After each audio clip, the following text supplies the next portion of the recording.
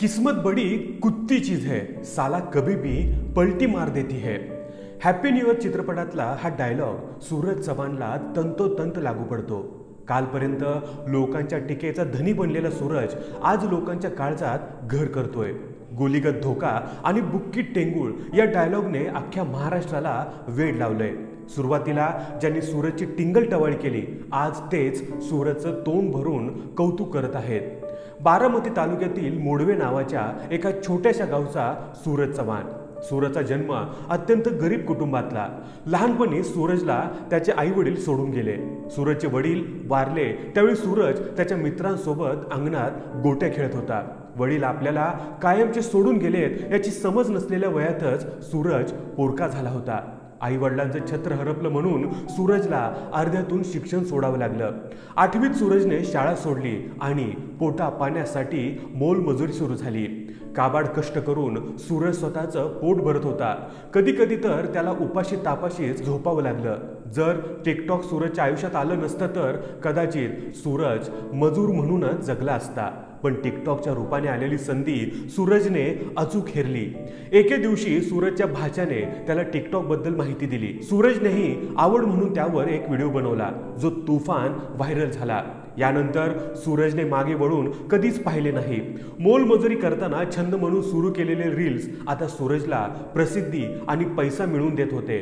सूरजची वेगळी भाषा, बोलण्याची अजब स्टाईल, आगळ्या वेगळ्या शब्दातले डायलॉग लोक आवडीने शेअर करू लागले। लोक सूरजला ओळखू लागले। टिकटॉक नंतर सूरज इंस्टाग्राम आणि यूट्यूबवरही तितकाच गाजला। सूरज लोकप्रिय झाला होता, पण तरीही त्याचा स्वभाव तसा साधा भोळाच। सूरजच्या या स्वभावाचा अनेकांनी फायदा उचलला। कार्यक्रमाला सेलिब्रिटी म्हणून बोलवलेल्या सूरजला अनेकांनी फसवलं। कुणी त्याला ठरलेल्या रकमेपेक्षा कमी पैसे दिलेत, तर कुणी कपड्यांच्या दुकानात उद्घाटनाला बोलवलं आणि फक्त शर्ट पॅन्ट देऊन घरी पाठवलं।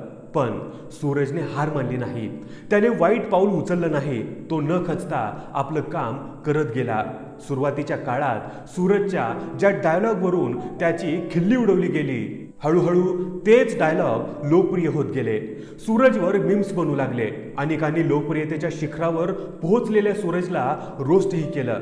काहींनी त्याला कॉपी करण्याचाही प्रयत्न केला, पण सूरज शांतपणे त्याचं काम करत राहिला। आज बिग बॉस सारख्या नामांकित रियालिटी शोचा तो प्रबळ दावेदार म्हणून तो आला आहे। कधी काळी साधं शर्ट पॅन्ट देऊन घरी पाठवणाऱ्या सूरजला आज उद्घाटक म्हणून बोलवायला 50 ते 60 हजार रुपये मोजावे लागतात। इंस्टाग्राम आणि यूट्यूब रीलच्या माध्यमातून सूरज महिन्याला लाखो रुपये कमावतो। सूरजला आज अनेक चित्रपटांच्या ऑफर्स येत आहेत। सगळ्यात महत्त्वाचं म्हणजे सुरुवातीला सूरजला ज्या नेटकऱ्यांनी ट्रोल केलं, तेच नेटकरी आज सूरजच्या साधेपणावर फिदा झालेत। ते आज सूरजच्या पाठीशी खंबीरपणे उभे आहेत। कालपर्यंत ज्या सूरजचा डायलॉग डोक्यात सनक आणायचे, आज त्याच डायलॉग मधला भाषेचा गोडवा अनेकांना भावतो आहे। अनेकांना त्याची विनम्रता, निरागसता आवडली आणि ती आवडण्याजोगीच आहे।